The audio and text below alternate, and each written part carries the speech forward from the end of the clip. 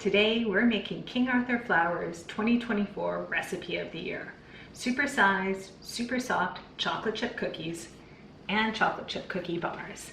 The folks at King Arthur Flour, not a sponsor, have really done their homework as usual with this recipe. They've produced a recipe that will give you delicious chocolate chip cookies with a really excellent flavor. I'm no stranger to chocolate chip cookies myself, so I'll give you my take on how this recipe comes together, a few of the special steps and unusual ingredients involved, and why they make such a delicious chocolate chip cookie. Let's get baking. This recipe does have a couple more steps than your standard chocolate chip cookie recipe. None of them are too terribly complicated or time-consuming though. Our first step is to put some brown sugar, light brown sugar, 2 cups or 426 grams, into a bowl with 2 teaspoons of salt. King Arthur specifies table salt. Honestly, I don't keep it around too often, so I'm just going to go ahead and put my 2 teaspoons of kosher salt into the bowl. We are going to whisk this together to combine, and we're going to be using this whisk the whole way through. No hand mixer, no stand mixer, just a whisk. All right. Now that we've done that, it's time to brown our butter. This is 2 sticks of butter cut into roughly 1-inch cubes. We're going to put these into a pan or a pot, a small pot, and we're going to heat them over medium heat until the foam starts to subside and we can see little brown toasty flecks in the bottom of the pan. Our butter's been in the pan for 7 minutes or so.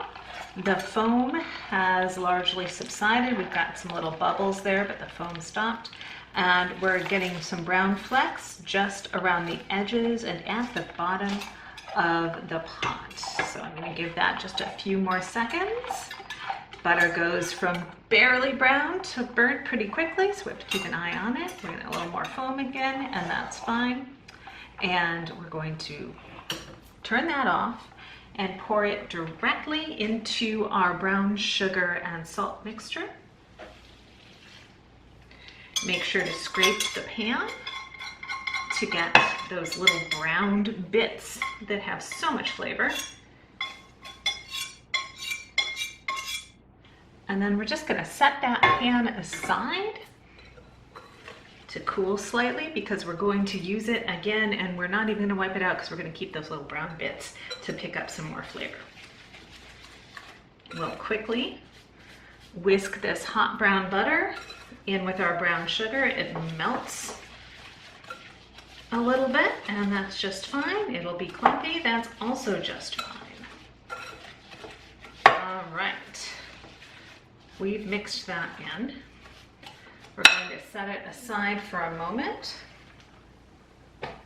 And I've gone ahead and measured out 330 grams of bread flour. This recipe uses King Arthur bread flour, which actually is the kind of bread flour I use. Shh, don't tell King Arthur if you use a different kind of flour or a different brand of flour, but the bread flour is part of what's special about this recipe. So we have measured out 330 grams, zeroed the scale, and we're actually going to go right back to this pan. We are going to take 23 grams of flour out of this bowl, which is 3 tablespoons.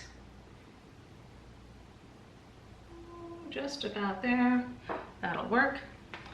All right. And we are going to add to that 1/2 cup of whole milk.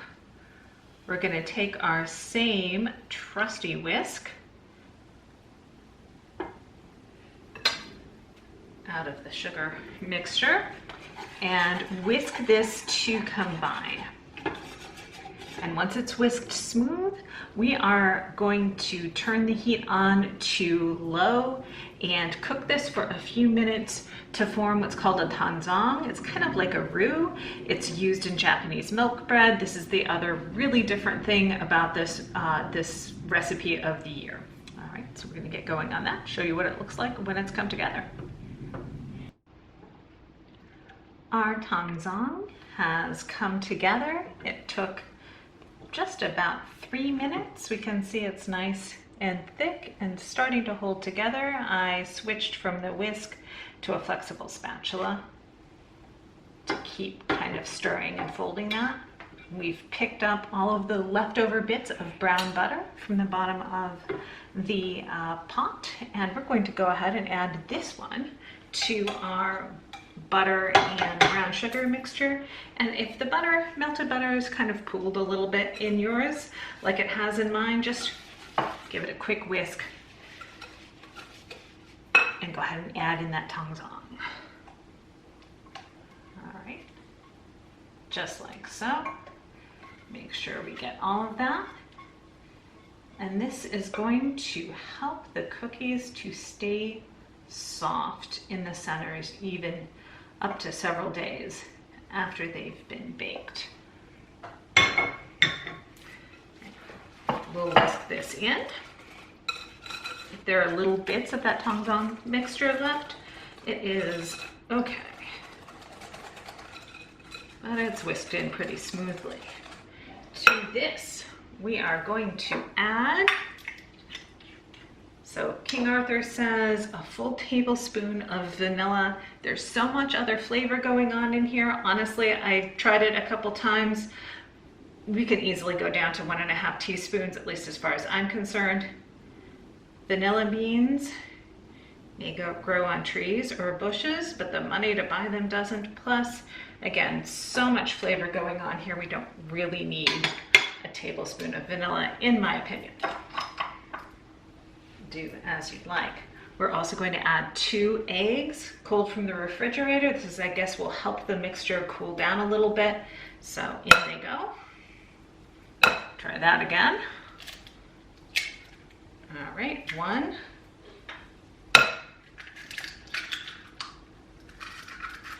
And 2. And we'll mix these in.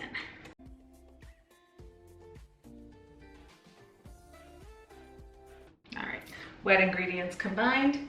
Now we're going to take the rest of our bread flour. To that, we will add 1 3/4 teaspoons of baking powder. So 1.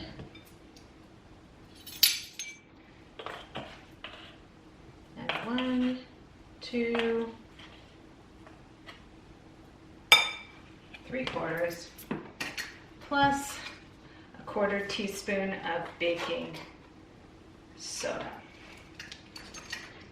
All right, we will give that a quick little stir to distribute the leaveners, mostly in the bowl, I guess a little bit onto the counter, and then that's going to get whisked into our dough.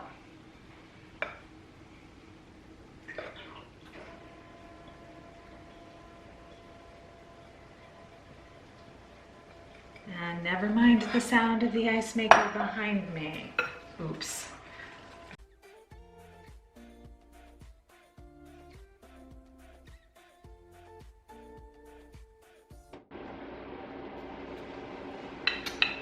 Like so.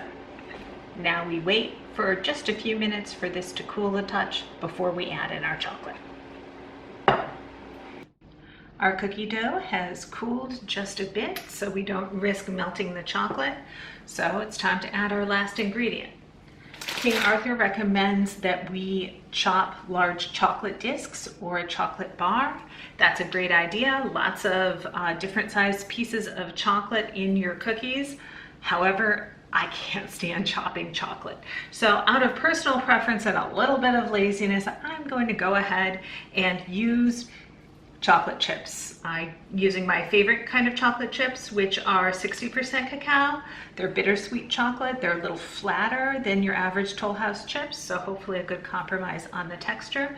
I'm also going to put just a little less chocolate than is called for, which is something that I do a lot with chocolate chip cookies. I always feel, I know this sounds like a terrible thing to say, like there's too much chocolate, Most cookie recipes call for 12 ounces or 2 cups, 340 grams or so of chocolate. I'm going to go about just a little short of that, somewhere in the neighborhood of 10 ounces or a little under 300 grams. So we'll put that in our dough, stir it, and be ready to bake.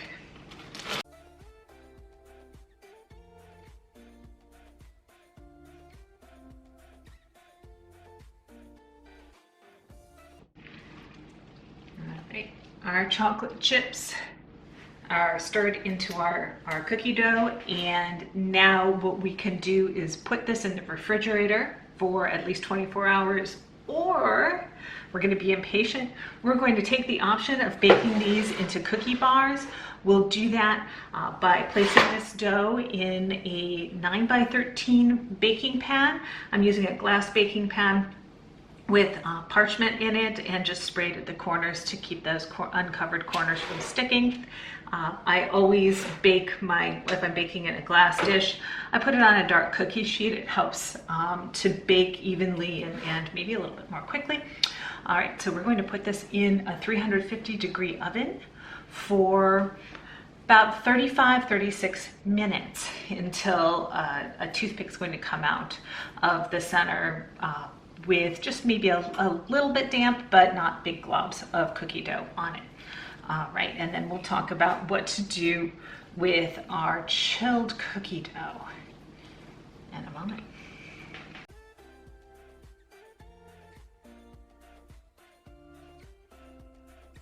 There's our cookie dough in the pan, ready for our oven. While our cookie bars are happily baking away, we're going to make some cookies. How are we going to do that? With this dough I made earlier. So 72 hours ago, almost exactly, I made a batch of this same cookie dough, and we are going to scoop it into cookies. Part of the title of this recipe is supersized, and in fact you can make some really huge cookies if you use a big old 2¼ inch cookie scoop to make them. They weigh in at 85 to 90 grams according to King Arthur, and they will make some monster cookies. I love cookies, but I like the option of not having a meal-sized cookie, so I'm going to go with the slightly smaller but still generously sized 50-gram cookie option that King Arthur gives us, and that works out to this medium-sized cookie scoop or so. I will go ahead and weigh these just to have them be uniform in size, and that guy's just a little short. Hang of this here. There we go, just about 50 grams. So I'm going to set these on a cookie sheet. I have a half sheet pan, and even with these slightly smaller cookies, we're still really only going to get 8 of them on the pan, and that will actually be a bit of a feat in and of itself. I'm going to show you one trick to shaping these cookies so that they spread but not too much. All right, so we'll keep scooping until we get 8 cookies.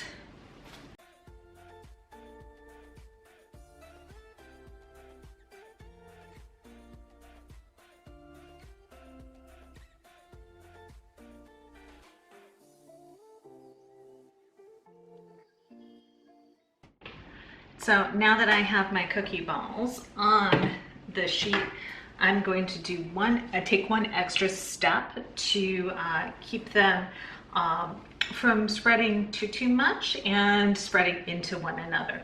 And that is that I'm going to tower them. So instead of rolling it just into a totally mostly spherical ball of cookie dough like that, I'm going to just kind of make that a little bit taller, a little bit kind of like an egg shape. And whoops, there we go, a little bit like an egg shape. And set that short end down on the cookie sheet. If these are getting too sticky to handle, we can put them in the refrigerator, chill it down a little bit, and it'll be easier to do that and then without having too much cookie dough lost to your hands. So we'll do that with the rest of these cookies, and when the oven is free, we're gonna pop them into the oven. Our cookie bars are ready to come out of the oven.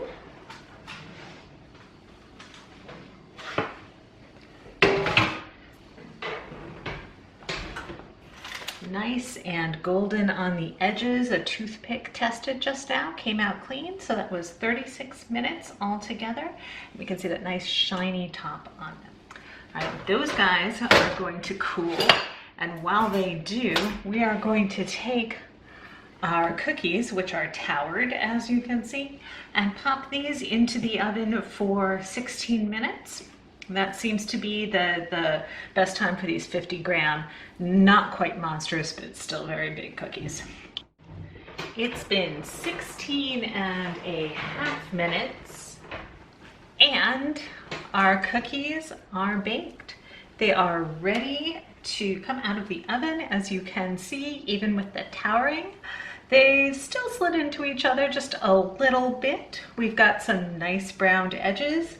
And if we can tap in there, you can see there are very soft centers. So we will let these cool for at least 15 minutes on the cookie rack or the cookie pan before we try and remove them from it to complete their cooling, because they're just a little bit too soft in the middle right now to move. All right, we're going to go ahead and bake off some more cookies, let these get to an eating temperature, and we'll give them a taste along with our bars that are still cool. Our cookie bars have completely cooled, so we can cut into those. And we've baked off a few trays of cookies. The kids got to the first one, but that's okay. Plenty of cookie dough to go around. So first, we are going to crack into this cookie bar. I'm just going to take a corner, loosen it up at the edges here.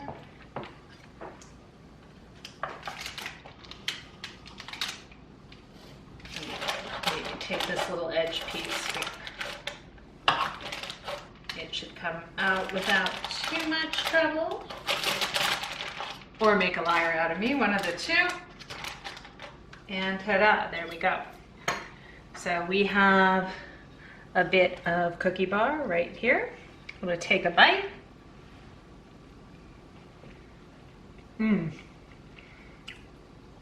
Nice and soft. Chocolate's still a little tiny bit melty. And the edges are nice and crispy here. Excellent flavor without the rest in the refrigerator overnight. And now we're going to crack into one of our cookies, and this guy's still a little bit warm. We did let them cool for about 15 minutes on the cookie sheet. So you can see we've got nice brown edges and still, you can kind of tell, nice and squishy in the center. And let's go ahead and break that guy open. And there we can see some nice soft chocolate. This half will go on the plate. This half will go into some milk. We'll take a taste of that.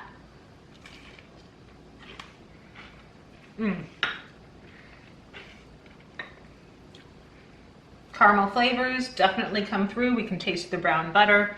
I don't detect any problem from having the slightly less vanilla than the original recipe that I tried out. And I'd say it's a winner. Even if you're a fan of crunchy or really crispy chocolate chip cookies, you can still love these. We've got the edges that are nice and crispy and caramelized, but the center's nice and soft. And from the test batches I've done over the last week, they'll stay soft for several days if you can keep them around that long.